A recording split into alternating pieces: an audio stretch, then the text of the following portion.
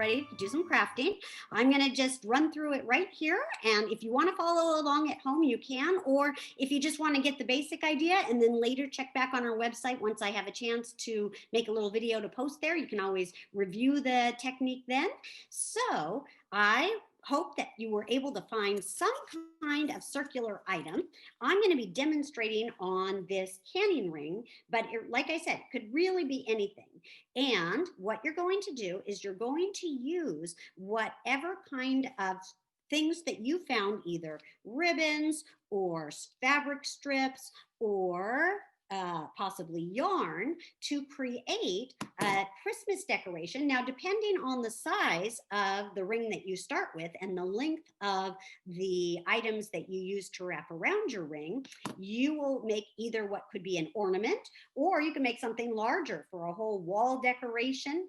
The same technique will work in any size. This is an ornament that I made using the supplies we were talking about, and I used a cut up toilet paper tube. So you can kind of recognize the size here makes this size. So if you want to make some ornaments, and of course, here I use some what I would probably consider holiday colors. And I'll move it up there. You can't really see as well as I'd like because of my crazy sunlight, but that's okay.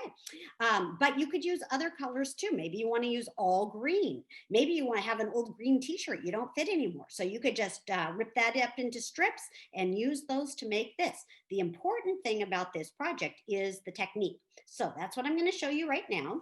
And just to keep it simple, I'm going to use a piece of green ribbon here and this ring. But like I said, depending on the size of things you're using, you may want to adjust your strip size. For something small, a small ribbon is great. But if you're using a larger size circle or donut, then you're going to want to use something that has a little more width to it. The important thing about making this project is that you're going to take your piece of string or fabric or whatever it is you're using, ribbon, and you're going to create a loop. And working on the backward screen is a little tricky for me, but there we go. So you're going to create a loop. You're going to pinch it. And this is something that once you get the technique, it's very simple, but you have to kind of practice to get just the right size. So don't feel if you don't get it right the first time, that's okay. What you're going to do is you're going to take your ring, you're going to take your loop of fabric or ribbon or string, put it in the center like this. You're going to open up this little loop right here. I'm holding it with my fingers to keep it in the loop shape. Then I'm using my other hand to open up. See, there we go, like that. Now I'm going to pull these tails of my ribbon through the loop. So I'm making it extra big so you can see. You don't have to make it this big. Take those tails of ribbon, pull them through the loop like this, and then pull them tight. Once you've pulled them tight, it will look something like this. And you can decide which direction you like the look of this. Some people like this look from the back. Some people like the way it looks on this side. And as you can see, this does not look like a wreath the way I have it here. This is way too long. So once you've done your first ribbon, you can, or fabric or string or yarn, you can adjust it. That's the great thing about this format, is it's very easy to undo and then adjust to get it to the right length. So I'm going to undo, and I think I want it up, even that's a little bit long. Oh, now I undid it completely. Luckily, not hard to fix. I just put it through like this, create my loop, and put my tails through the loop, pull it tight again. Okay, actually that time when I pulled it tight, I like that length right there. So I'm going to cut off this other piece of ribbon, my tail end here.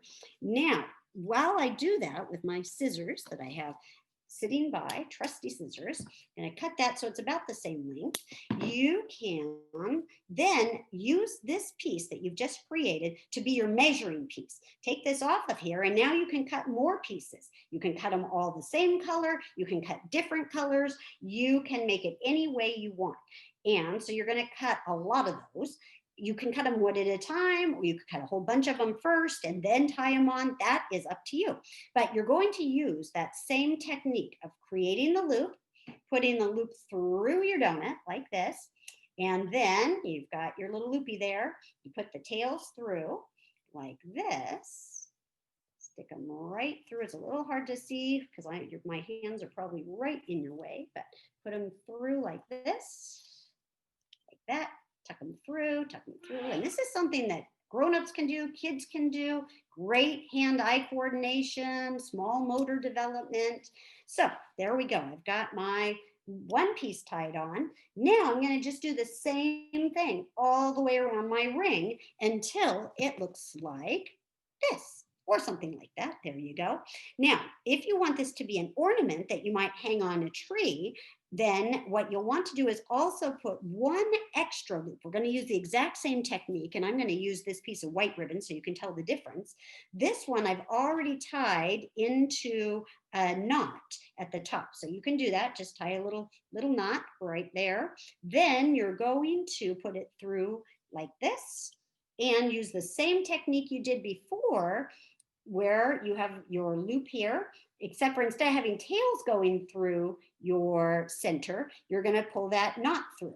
Now, obviously, this is a very long hanger here, probably longer than you want. So I might want to re-knot it here or use a different piece, but the idea is the same. Now I've got that part for hanging. I've got lots of little guys that are going to be going around right there for creating our fluffiness of our wreath, and it's going to be beautiful. Now, you may be wondering, why did I ask you for those bonus items? Okay, there is an answer to that. Remember that first project we did was for making this wreath. You just had your circle that you found, and then you created little loops and wrapped them around your circle and made this cute little wreath ornament. Now, for the bonus, let's see if I can find it. I've hidden it here on my table, right in my nearby, but not near enough by that I can find it without having to search. Or it's possible I knocked it on the floor or it's sticking to my shirt. This may be an outtake, so you can close your eyes while I search for what I'm looking for. Okay, I found what I was looking for. Here it is. This is another cute little ornament that you can make, or if you want to make it in a larger size, you could make it be a whole wall decoration.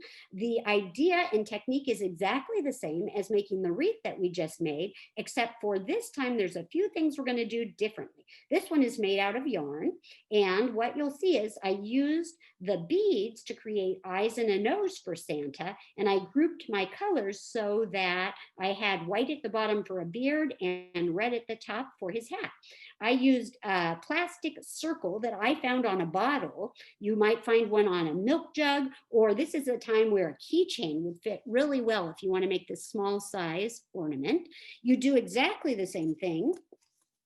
Here's my sample. This one I started with a toilet paper roll that's cut up, because you know how important is toilet paper in 2020, so why not do crafts with toilet paper rolls, right? All right, so you can see that I used my same technique of creating a loop and pulling the tails through to create the bottom of my Santa beard here.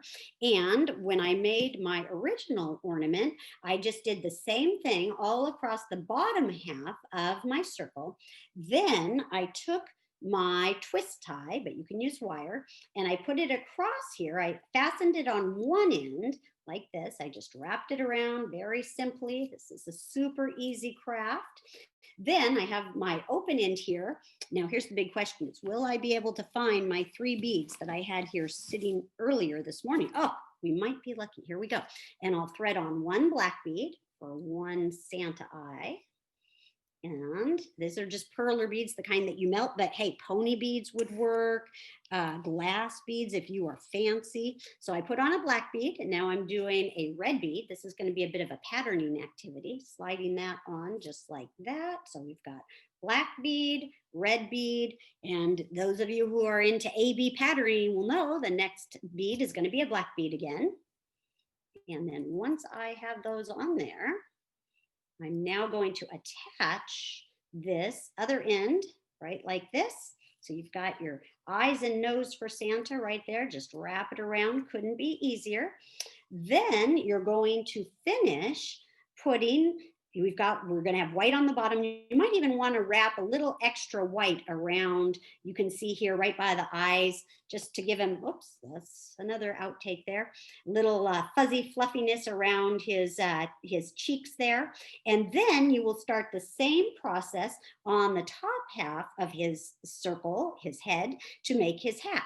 But you can see this is almost like a troll hairstyle. So if you want to turn this into a troll project, I think you probably could do that. That would be something that would be awesome to post on our website and enter for our prize drawing. So you create your loops on the top the same way, but once you have all the red ones, instead of leaving them all frilly like this, you gather them up and tie them together. And that makes your Santa. And you can see that I also put it, just like we did on our wreath, I included in the middle of all my Santa hat yarns, I included an extra long loop that I tied at the top so I could hang it. So very simple, very fun to make. You can trim Santa's beard. You can leave it long and scruffy. And that's something you can also do with your wreath. This is one that I trimmed. So once I got all the pieces on, some of them were a little pokier than I expected. Some of them were a little shorter than I thought. So I just went around, if I go back, I might trim this one. I notice now it's hanging out a little bit, but just trim it off just the way you like it. So I hope you enjoy that craft and give it a try. Show us a post of what you create. Send it to our email and we'll put it on our website. I'm looking forward to seeing what you make and what supplies you find around the house, because this is something you don't have to go out shopping and get something new. You can probably, if you're creative, find something around your house that you can use.